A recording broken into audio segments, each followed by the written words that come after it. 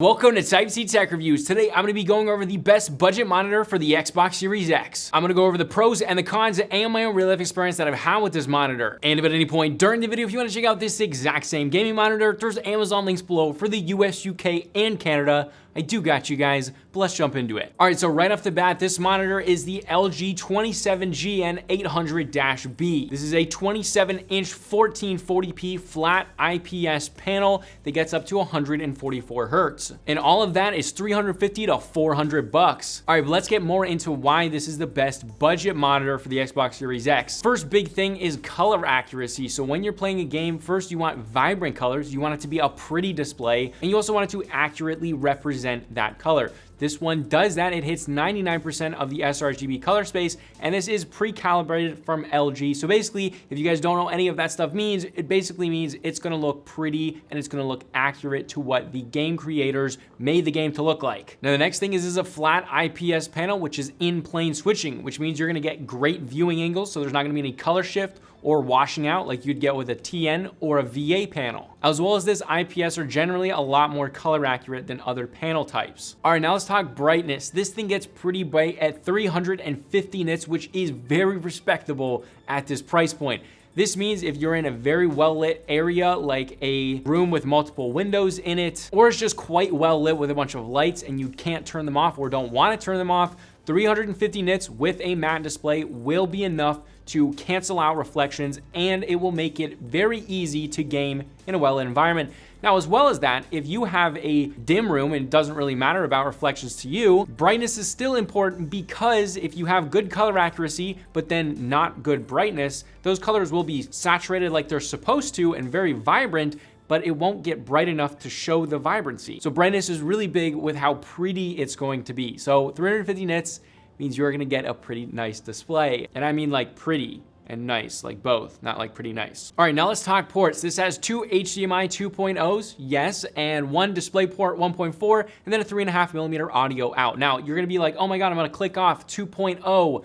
Well, you don't need HDMI 2.1 for a 1440p, 144 or 120 hertz connection. So you're only ever gonna be maxing out at 120 hertz at 1440p, which the Xbox Series X and S can output, meaning that you can take your HDMI 2.1 cable and plug it backwards into 2.0 and you'll be fine. So basically, when you get your Series X, you get your Series S, it'd be great for both of them. You just plug it right into the HDMI 2.0 connection and you'll be fine. You'll have full bandwidth. All right, now let's talk build quality of this monitor. This is an LG Ultragear, so it's very, very premium for this price point. Much more premium than pretty much every other offering at this price point, which is actually really, really low. Now, the one place that they did save money on that's also saving you money is the stand. Now, the stand is well built, high quality, but it doesn't have any height adjustability. So it's only got tilt. It has quite a bit of tilt, and it is nice tilt. However, it doesn't have that height adjustability. However, personally, saving $75 and not getting a height adjustable stand, that's where it's at. And this thing also has variable refresh rate, obviously, in the form of FreeSync Premium. But gaming on this thing with the Xbox Series X has been absolutely awesome. I've tested the Xbox Series X with probably 6 or 7 different monitors and multiple different TVs.